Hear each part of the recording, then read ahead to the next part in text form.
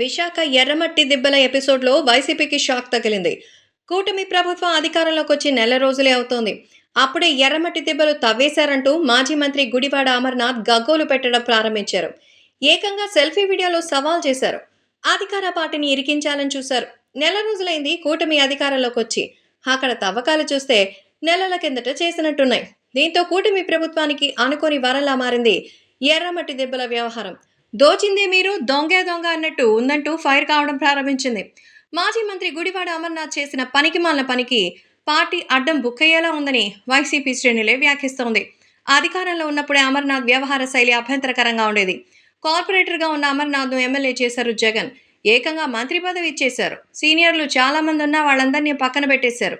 అనుభవం ఉన్న కొణతాల రామకృష్ణ, దాడి వీరభద్రరావును అవమానించి మరీ గుడివాడ అమర్నాథ్కు అందలం ఎక్కించారు. ఆయన పార్టీతో పాటు ప్రభుత్వాన్ని భ్రష్టు పట్టించారు.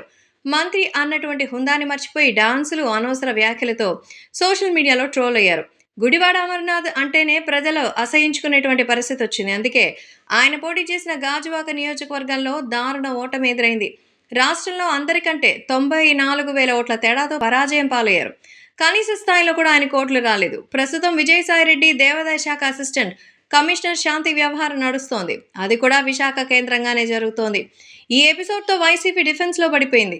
ఒకప్పుడు ఉత్తరాంధ్ర సమన్వయకర్తగా ఒక వెలుగు వెలిగిన విజయసాయిరెడ్డికి అండగా ఒక్క నాయకుడు కూడా మాట్లాడడం లేదు.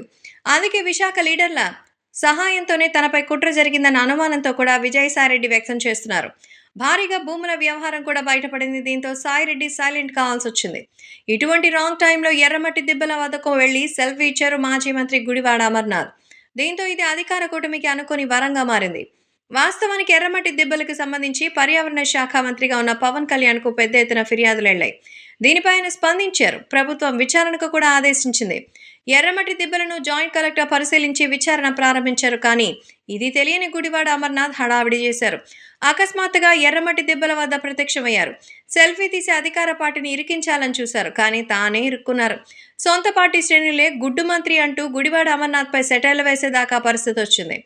ఒకవైపు విజయసాయిరెడ్డి ఎపిసోడ్తో కక్కలేక మింగలేక సతమతమవుతున్న వైసీపీకి గుడివాడ అమర్నాథ్ కొత్త చిక్కులు తెచ్చి పెడుతున్నారు.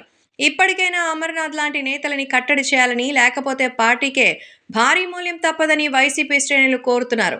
పార్టీ లైన్ దాటి మాట్లాడొద్దని ఆదేశించాలని విజ్ఞప్తి చేస్తున్నారు.